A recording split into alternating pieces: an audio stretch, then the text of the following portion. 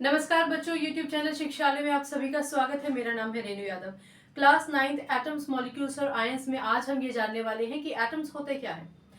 आइए चलिए केमिस्ट्री से थोड़ा रुख करते हैं उस बिल्डिंग की तरफ जो आपको दिखाई दे रही है कि बन रही है।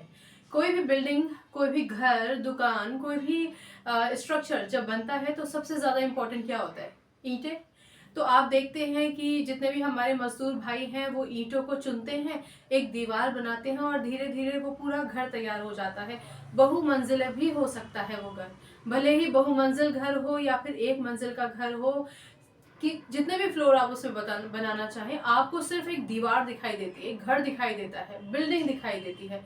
लेकिन उस बिल्डिंग में बहुत सारी ईंटें लगी है ना, तो इसका मतलब क्या हुआ कि एक बहुमंजिल इमारत की जो सबसे छोटी इकाई है, जो सबसे छोटा टुकड़ा है, जिसका पार्टिसिपेशन बहुत ज्यादा जरूरी था उस पूरी दीवार, इमारत, बिल्डिंग को बनाने के लिए, वो थी ईंट।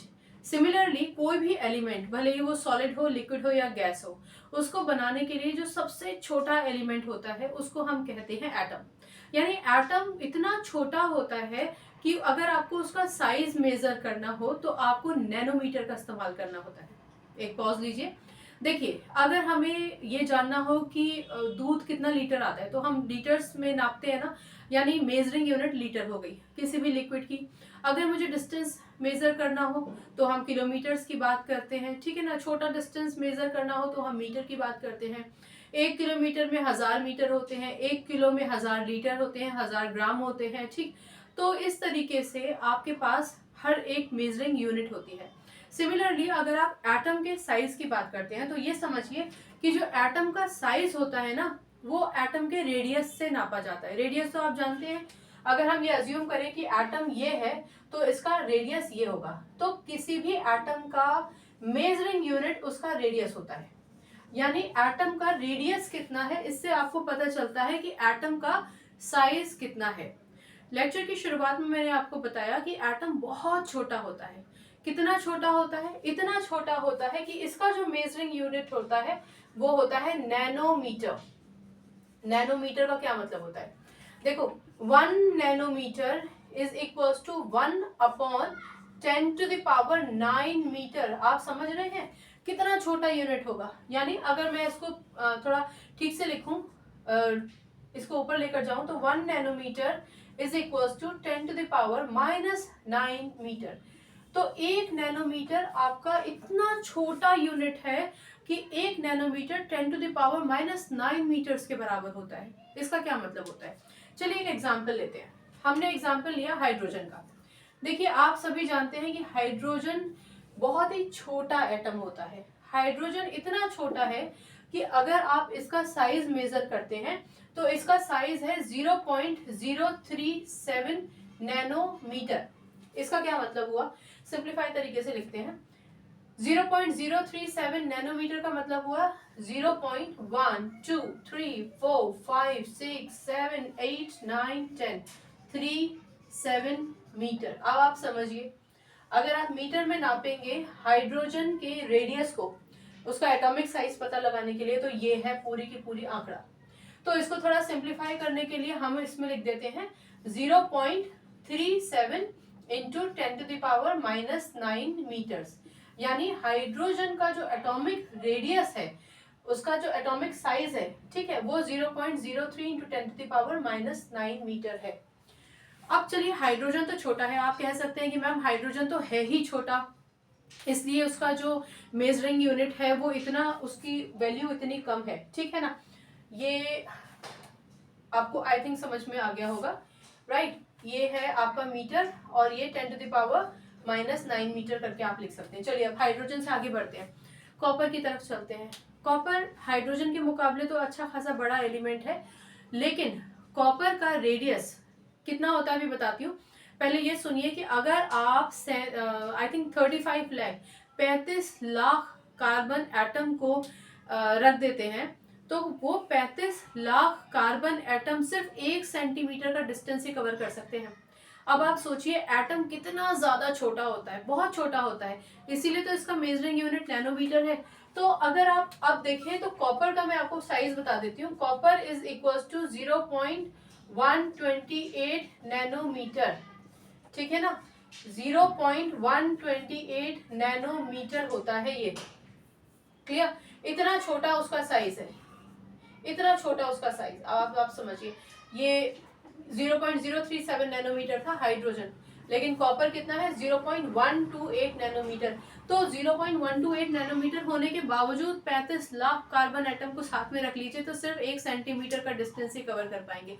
तो अब आप ये समझ गए कि एटम बहुत ही छोटा होता है। तो हमें दिखता कैसे है? हमें नहीं दिखता नेकेड आइज से, यानी कि नंगी आंखों से तो हम एटम को देख ही नहीं सकते।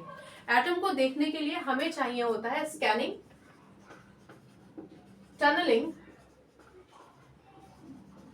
Microscope, scanning tunnel microscope.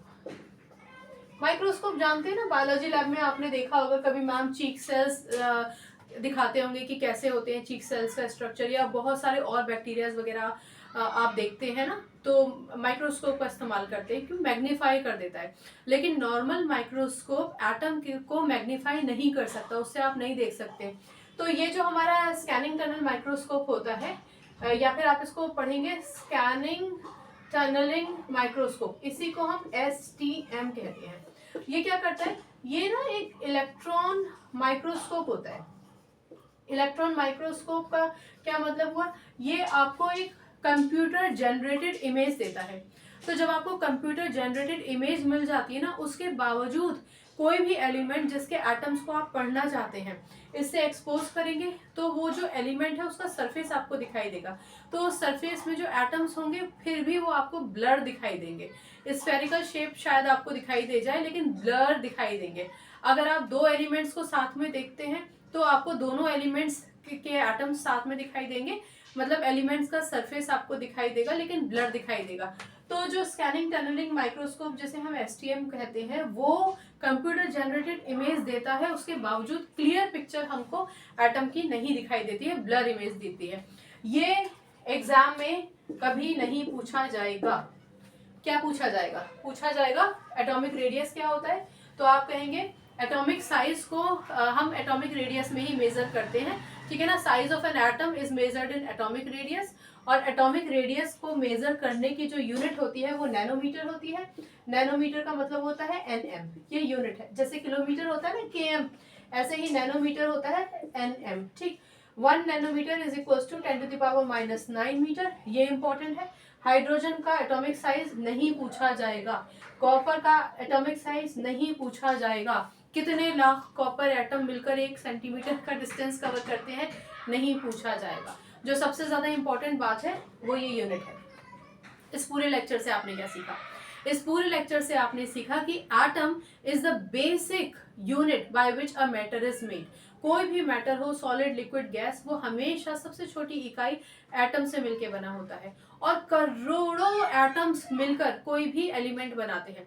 यानी अगर आप रसोई में जाएं और छोटा एक नमक का कण सिर्फ अपने हाथों में ले ले तो वो करोड़ों एटम्स से मिलकर बना होगा।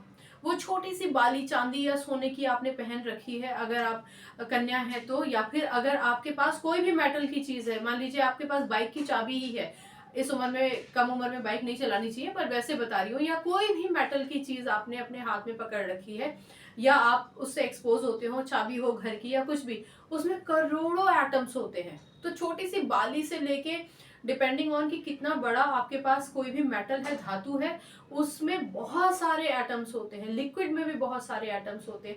एक एटम मिलके कोई चमत्कार नहीं करता, करोड़ों एटम मिलके किसी भी एलिमेंट को बनाते हैं, किसी भी मैटर को बनाते हैं। लेकिन इन एटम्स के नेचर पर एलिमेंट का नेचर डिपेंड करता है। यानी अगर एटम बहुत ज़्यादा रिएक्टिव है तो ज़्यादा पार्टिसिपेशन होगा एलिमेंट का।